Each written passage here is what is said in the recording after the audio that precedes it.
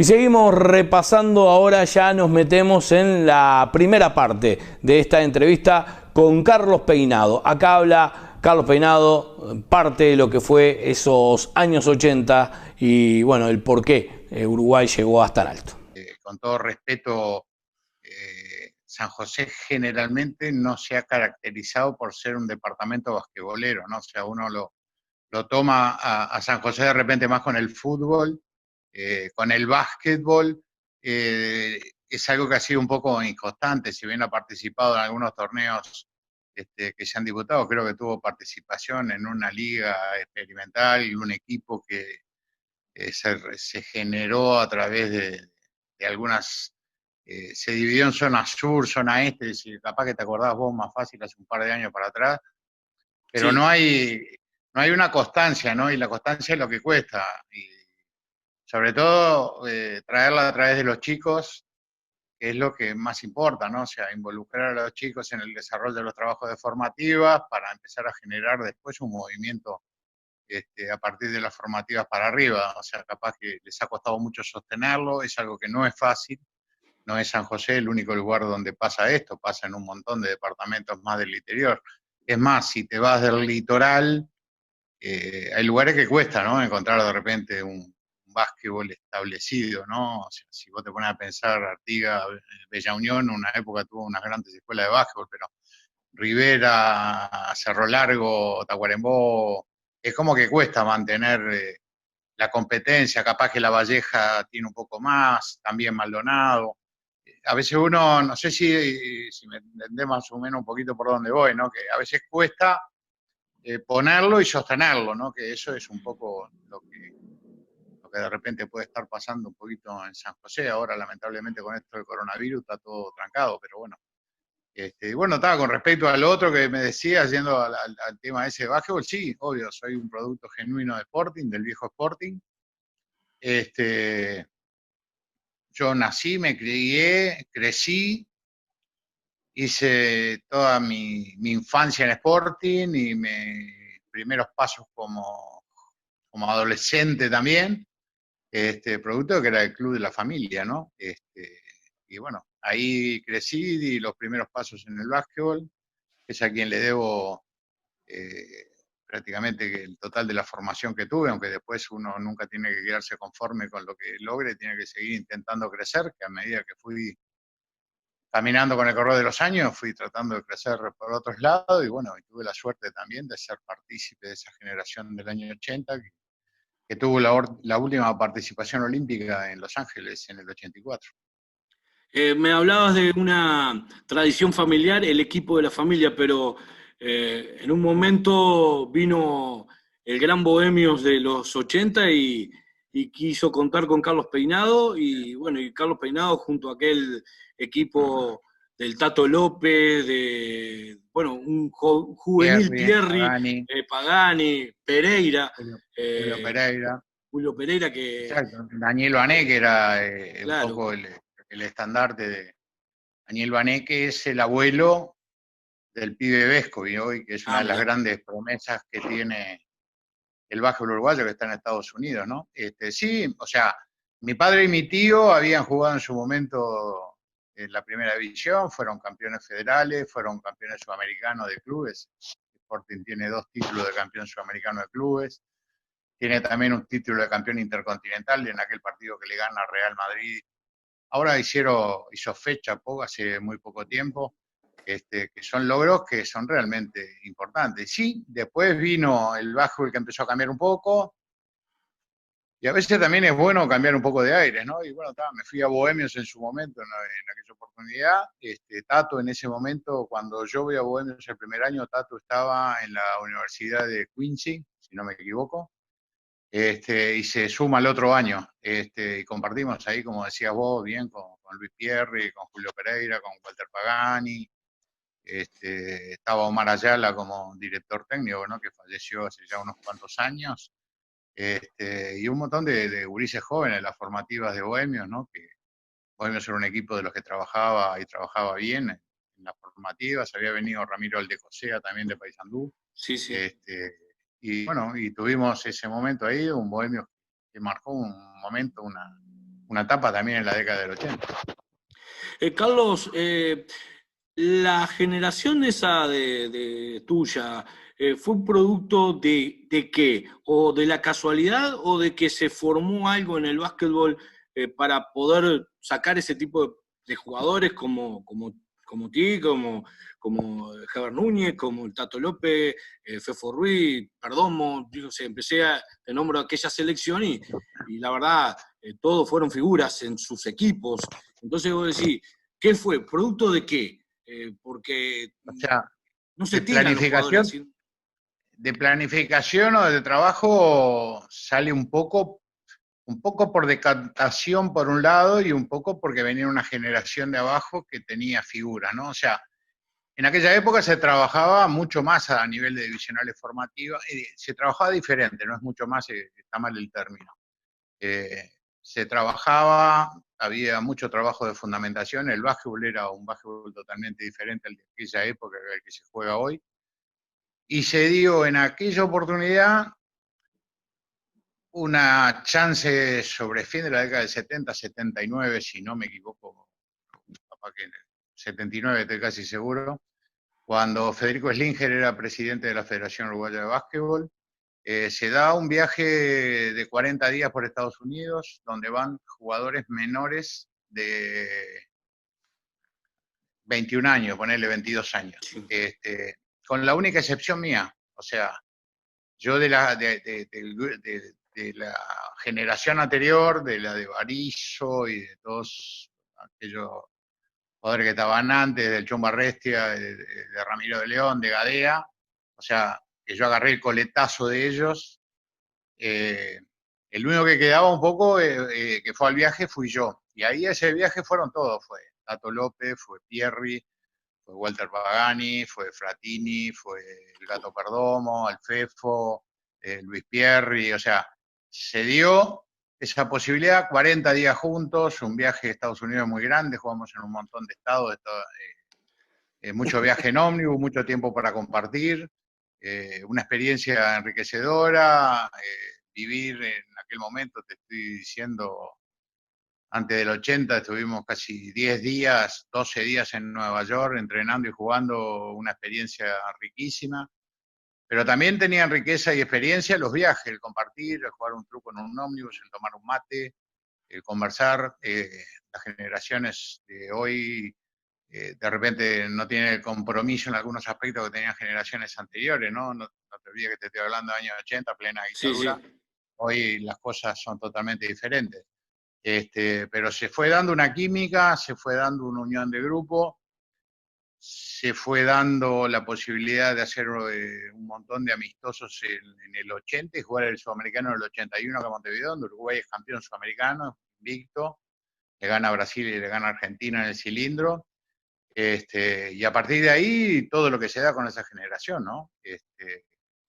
Ahí se empieza a crecer, se empieza a trabajar en forma más, yo diría, más, más pareja en el tiempo, con mucha competencia a nivel internacional. En Brasil, en esa época, también obviamente en época de dictadura, se inauguraba muchos gimnasios, Uruguay era permanentemente invitado a competir, entonces la competencia internacional exigente era importante, acá se subía el número de extranjeros por equipo, lo que hacía también potenciar el nivel del básquetbol de la competencia interna, ¿no? Y a partir de ahí el crecimiento que va con un sudamericano en el año 82 en Brasil, que prácticamente que nos sacan de la mano, el preolímpico de San Pablo del 84, la participación en las Olimpiadas, la El del final del 85 también. sudamericano del 85 en Medellín, a un punto abajo de Brasil. Nosotros no contamos en ese sudamericano, se nos lastimó en una gira por China que tuvimos bastante larga en el tiempo. La Rosa, que era para nosotros un jugador clave en el equipo, que era el rebotero ofensivo, el que te daba todo lo que vos precisabas, atrás, adelante, que ponía los puntos de segunda oportunidad, como hablan hoy. Lo jugamos sin él y un punto de abajo tiró Fefo en la hora, la pelota bailó en el aro y no terminó entrando, ¿no? Pero bueno. Y mirá quién tiró, porque si me dijera, tiró Fefo. Problema que tiró solo sin marca. Si hubiera tirado marcado hubiera sido gol, no tenga duda. Era tanto. Sí, pero Carlos, son cosas, viste, que son importantes, que se fueron dando mojones. Sí, Tuvimos la chance de jugar no solo la Olimpiada, ese el grupo Mundial tuvo la también, chance ¿no? de jugar 2 campeonatos mundiales, ¿no? El Claro. 82 en Colombia y el 86 en España, ¿no? Que fueron los torneos importantes que jugó esa generación. Después Uruguay no participó más de una Olimpiada ni de un Mundial. Y ahora nos metemos en la segunda parte con Carlos Peinado, donde también vamos a hablar de algunos temas ya más acá en el tiempo, donde él va a hablar de las últimas generaciones que tuvimos, de las buenas, sobre todo de los últimos sudamericanos logrados por Uruguay en la década del 90. Carlos, estamos hablando, bueno, hablaste de la conjunción de esos muchachos, una generación, ese viaje, hablaste también no lo dijiste, pero había un compromiso de todos los jugadores, porque también eso Sí, sí. implica mucho, pero hay otra situación que se da, la presencia de extranjeros. ¿Cuánto importó la presencia de extranjeros en el básquetbol uruguayo para el crecimiento de ustedes? Y bueno, yo te lo decía recién, ¿no? O sea, eh, Uruguay, a partir yo te diría que del 80, sí, por ahí Sí, en empieza a 79 traer vino a McCall, fue el permitir. primero, ¿no? Macol vino 70 y sí, 70 y pico, largo, 77, 78 vino Medrick también, al Sí. otro año, y después suben el cupo a dos fichas extranjeras. Y eso obviamente te generaba una competencia mucho más exigente. Yo no sé qué edad tenés tú, debes andar por los Tengo 50, 50, pero debes recuerdo andar por toda ahí, esa, muy pero fanático recién, del por básquet. ejemplo, vos me hablabas recién por ejemplo, de la posibilidad de tener una competencia como la que San José está intentando encontrar, ¿no? Acá, en ese momento, poder entrar a una cancha para ver un partido era un milagro, ¿no? Eran canchas repletas de público, eh, Estaba la rivalidades televisión, había comenzado la televisión a había, la incidir, ¿no? televisión empezado a dar también el apoyo, que es importante. Y bueno, y se fue dando todo eso, ¿no? El crecimiento deportivo a nivel interno, el crecimiento deportivo también a nivel de los clubes, de la competencia interna, a nivel de la selección nacional. No te olvides que también en el 82 Peñarol es campeón sudamericano de clubes. O Sí. sea, y tiene una participación muy buena a nivel de la Copa William Jones, que se juega en Argentina, que juegan equipos del mundo realmente importantes. Peñarol terminó tercero, o sea, hizo podio. O sea, eso te habla a las claras de que había un potencial a nivel de equipos que de repente no es el mismo que existe hoy ni por asomo. Había eh, muchos jugadores que de repente no tenían participación a nivel de selección, pero eran excelentes jugadores, importantísimos jugadores a nivel de competencia local. No había lugar. O sea, eh, Sí, sí. vos hablabas recién, ¿no? O sea, bueno, todo el mundo habla de aquel equipo para que la gente se acuerda un poco, ¿no? Estaba Tato, Fefo, La Rosa, Núñez y yo era el base. Pero en ese equipo estaba Fratini, estaba Pagani, estaba el Gato Perdomo, estaba Álvaro Tito, estaba Juan Carlos Miñone, estaba el canario Julio Pereira.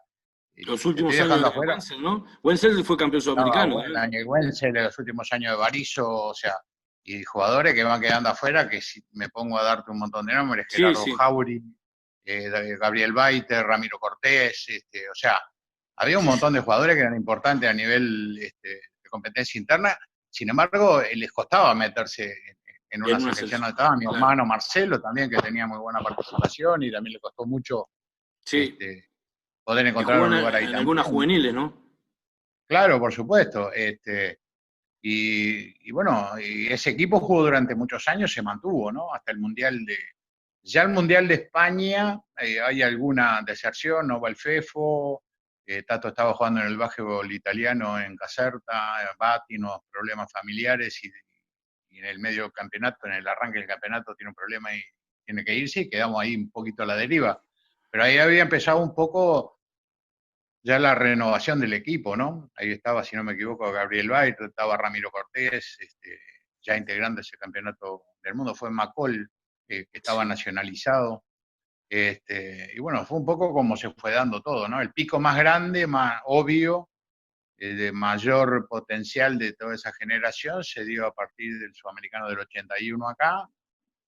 El preolímpico, obviamente, que fue el pico más alto basquetbolístico del equipo, que fue cuando es vicecampeón del preolímpico jugado en San Pablo, y la Olimpiada, ¿no?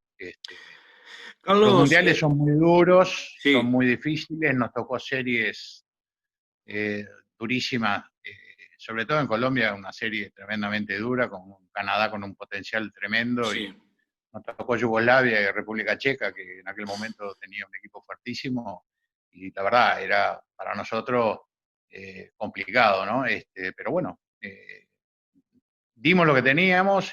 Una de las características que tenía este equipo era el de la unión, era el de ser un equipo, el de que cada uno sabía lo que tenía que darle, qué precisaba el equipo de cada uno, nadie estaba por encima del equipo, y salíamos a jugarle con desfachatez al que se plantara adelante, ¿no? Como lo hicimos en Los Ángeles, contra el Estados Unidos de Michael Jordan, de Sam Perkins, de Chris Mullin, yo qué sé, de un montón de jugadores que terminaron siendo figuras de la NBA. Ahora está, obviamente, con esto de la serie de Netflix, el Sí, la estoy último mirando.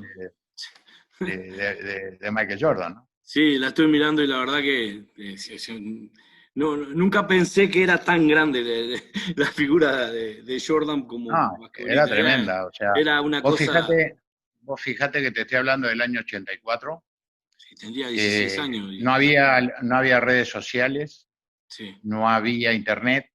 O sea, vos para llamar y tener una llamada telefónica esperabas 3, 4 horas que te dieran hora para poder hablar. O sea, no había video en la vuelta, no estaba el señor Google que te solucionaba todo. O sea, por ejemplo, para debutar contra Francia, fue un misterio, ¿viste? Conseguimos unas revistas que nos mandó un amigo de Berardi, y por lo menos le mirábamos las revistas, las fotos, las caras, había poca información, qué partidos habían jugado, no sabían cómo jugaban, dónde se paraban, jugaban de frente al aro, de espalda.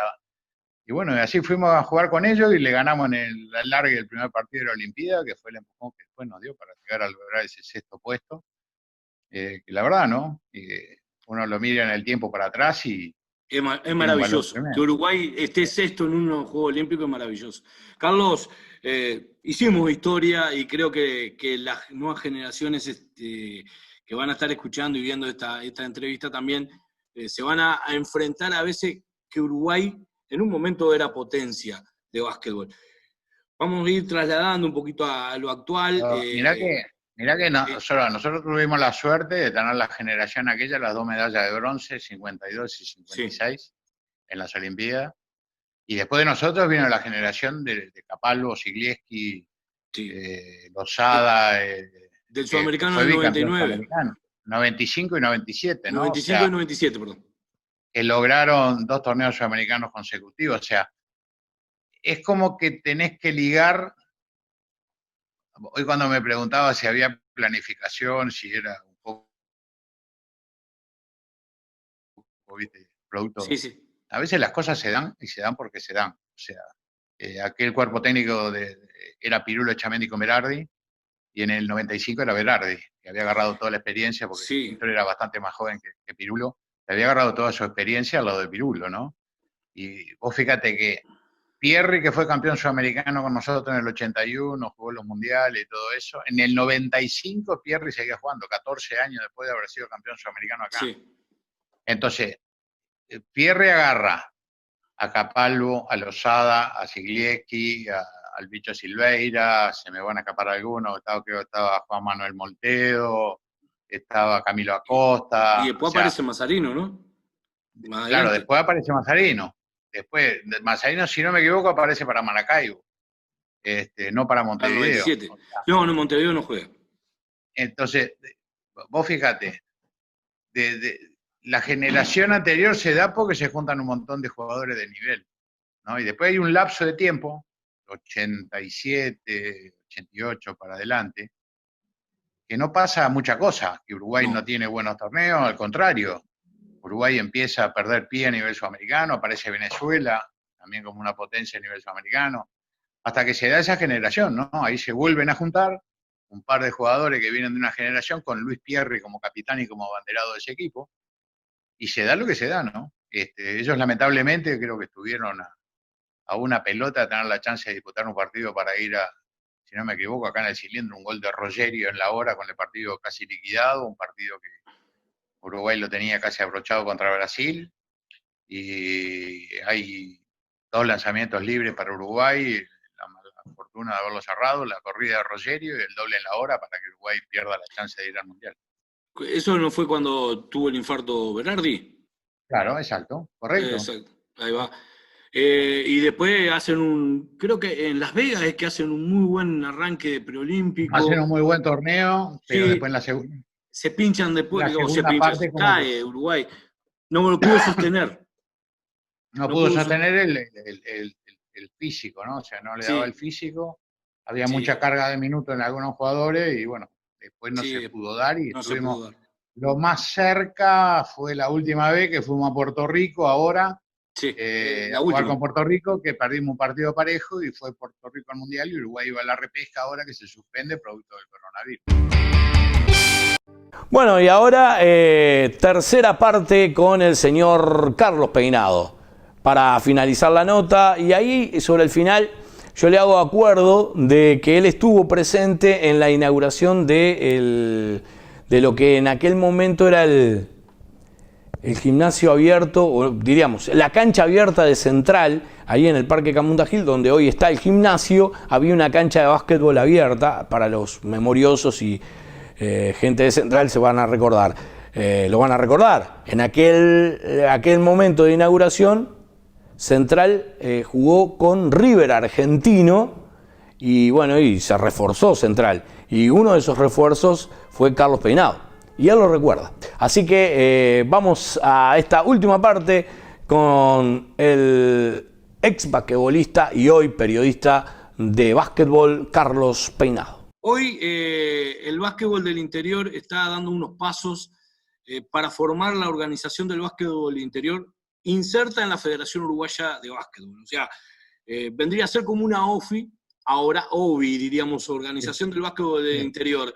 ¿Cómo ves esa idea que nació y que ya está dando pasos importantes y que desde la Federación ya le dieron el ok y el visto bueno para que se lograra esa organización? Mira, yo lo importante es el hecho de estar, ¿no? O sea, yo siempre fui un jugador que siempre fui a jugar al interior, ¿no? O sea, nunca busqué pretextos para, no sé, viste, un día no ir. Estaban los campeonatos nacionales de aquella época, Sí. eran campeonatos que arrastraba mucha gente, que se jugaban durante una semana casi, que eran campeonatos tradicionales, que después se dejaron de jugar, había tanto de juveniles como de mayores. Y me parece que es una buena posibilidad, ¿no? Que el básquetbol del interior se una. Hoy te decía, está prácticamente que el básquetbol en el interior centrado en lo que es la parte litoral, ¿no? O sea, hoy una de las ligas más fuertes es la Liga de Mercedes, ¿no? Donde van a jugar equipos hasta de Fray Bento, porque juega Anastasia, juega Nacional, juegan los equipos de Mercedes, ¿no? Pero me parece que es buena la idea, buena la intención. El tema es sostener las cosas en el tiempo, que eso es lo que me parece que a veces es más difícil, ¿no? O sea, como arrancaron con tanto vértigo en la liga, con aquel Paysandú y con Salto Uruguay que fue campeón de liga, pero arrancó con mucho impulso, con mucho todo, y después como que se fue diluyendo, los presupuestos también se fueron escapando, hubo participaciones muy dignas de Soriano, de Anastasia, bueno, como te decía, Paysandú que llegó a un par de finales de liga, sí. Salto Uruguay que fue campeón, pero cuesta sostenerlo, ¿no? Me parece a mí, lo bueno es que la idea se plasme, que tenga una base sólida, una base firme, que vayan todos detrás de la misma idea, es algo que me parece realmente importante, más sobre todo teniendo en cuenta el tema del básquetbol de divisionales formativas, ¿no? Que creo que me parece que ahí está un poco... Creo que has hecho mucho hincapié en el tema de formativas, como que ahí es donde lográs el arraigo, ¿no? Me parece que pasa por ahí, mirá, o sea, ustedes tienen un ejemplo muy cercano que es Plaza de Nueva Helvecia.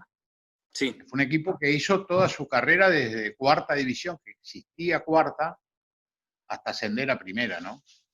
Después jugó ligas, pero hizo toda la escalera, jugaba en formativa, iban y venían todos los fines de semana. Era bravo, ¿no? Pero yo creo que en las divisionales formativas me parece que está en la esencia de todo, ¿no? Acá siempre hablamos de renovación. y las renovaciones vienen indudablemente a través de las formativas. Y viene a través también de la constancia del trabajo, del, del jugársela en determinado momento a poner a los gurises. Yo debuté a los 15 años. O En sea, primera. eh, Tato López debutó también, Luis Pierri, o sea, un montón de jugadores, Fefo, todos debutábamos jóvenes en aquella época. Hoy para que vos veas debutar un pibe de 15, 16 años, no, digamos, es algo que es rarísimo. Digamos.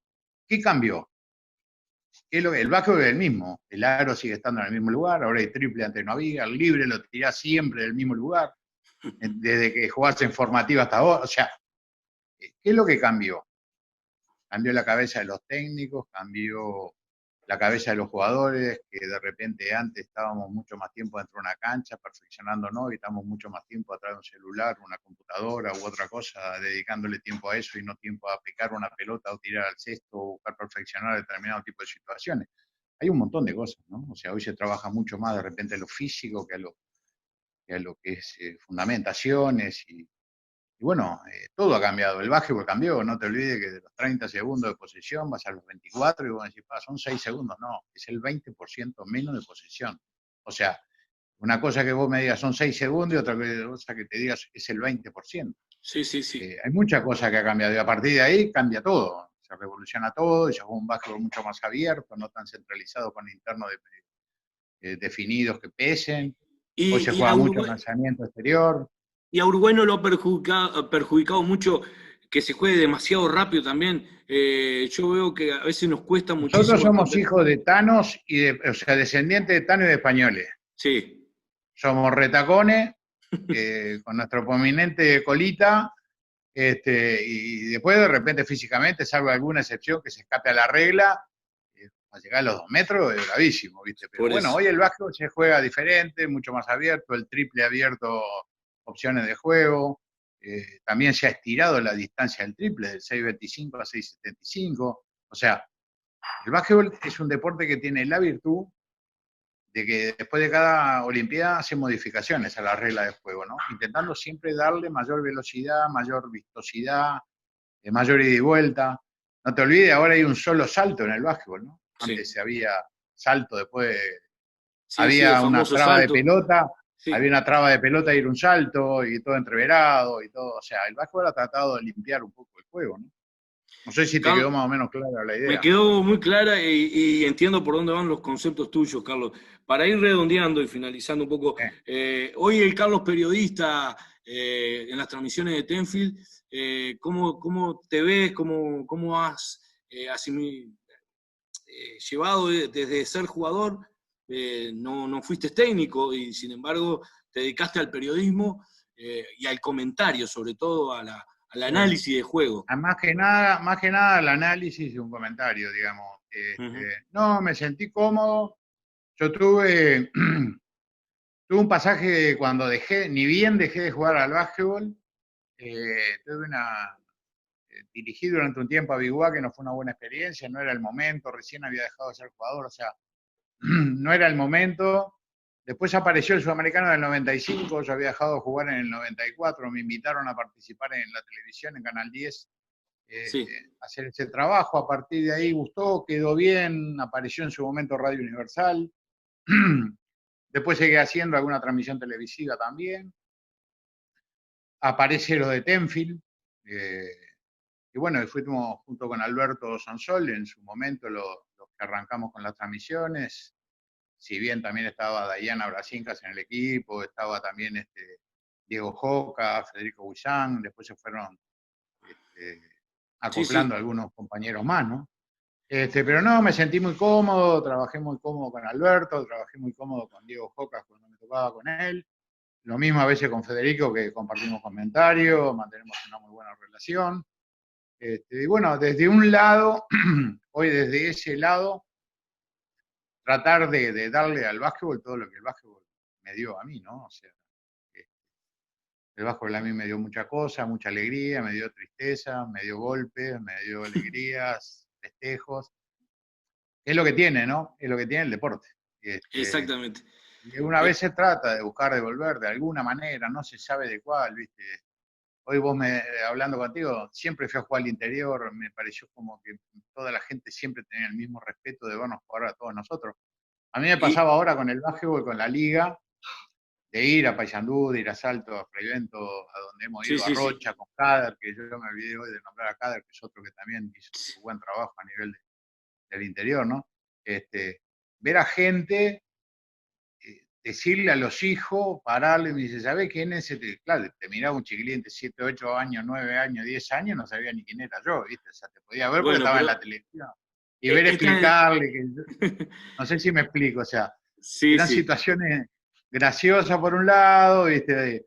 Que también a uno también le gusta, digamos, te colma un poquito el tema, ¿no? Pasado un montón de años, volver a ir al interior, o sea, está bueno ego, también todo esto, ¿no? Está bueno.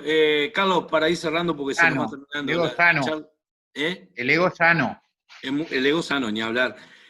Carlos, yo tengo un recuerdo que anduviste por acá en San José en un momento, varias veces con la selección, pero una vez viniste a jugar a la inauguración de una cancha abierta de Central. Central, sí. Camiseta blanca y negra. Exactamente. Blanco y negro eran los pelotes. Sí, me acuerdo. Exacto.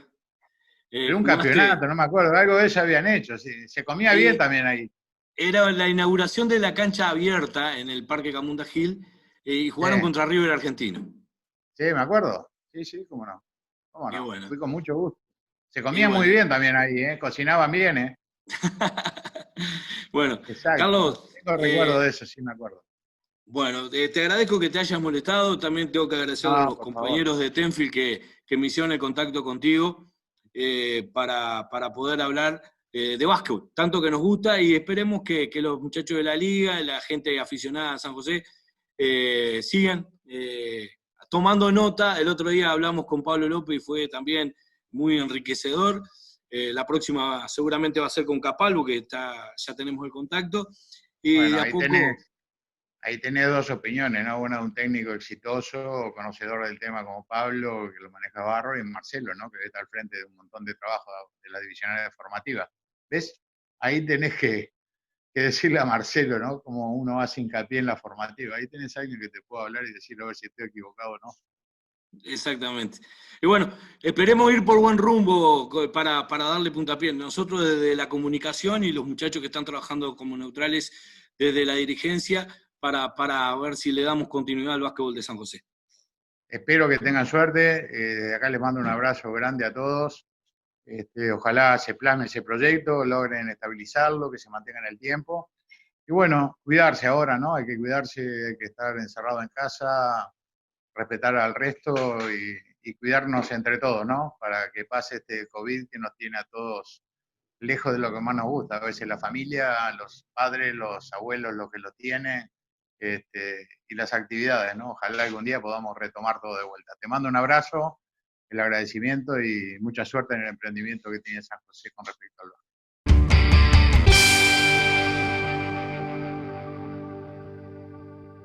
Siempre